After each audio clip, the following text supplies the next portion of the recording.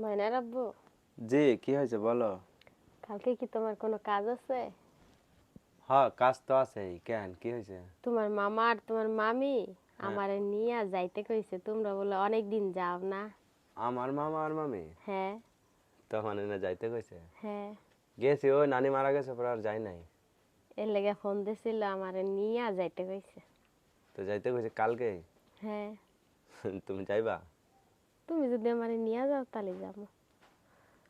নিয়ে যাইবা আমারে, তাহলে আমিও দেখে আইলাম তোমার নানিকে বাড়ি। আমার নানিকে বাড়ি তুমি দেখতে যাইবা? হ্যাঁ, আমি যাবো, তুমি যদি নিয়ে যাও তাহলে আমি যাবো। তো কালকে যাবা? কালকে তোমার কাজ আছে? কাজ তো আছে, যদি যাও তাহলে কাজে যাবো না। আচ্ছা, কালকাই চলো, নাইলে হ্যাঁ, আর যাওয়ার সময় হইব না। সময় হবে না। না। আচ্ছা, তাহলে তোমার নিয়ে যাবো, আমি ওস্তাদের ফোন করে কমো। ঠিক আছে, আর নাহলে যদি কাজ হতে আইতে আইতে বিকালে আসলে তো তারপরে যাওয়া হয় না, একটু দূরে বাচ্চা তো। কাচ্চা নিয়া হুম। গেলে ঝামেলা, এবার গাংপাড়া হ্যাঁ, না। লাঙ্গল বাজার এখান থেকে ঘাট পাড়াইতে হবে, বুঝছো? এই জন্য তো ওই পারে বাস্তেপুর। বাইশ। হ্যাঁ, গ্রামের নাম, আমার নানিকে গ্রামের নাম। ভালো।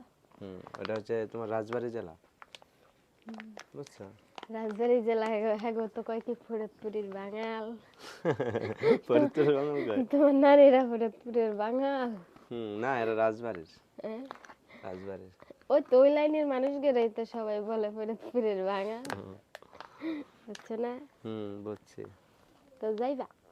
আচ্ছা, তোমার নিয়ে যাবো আমি। তাহলে ঠিক আছে।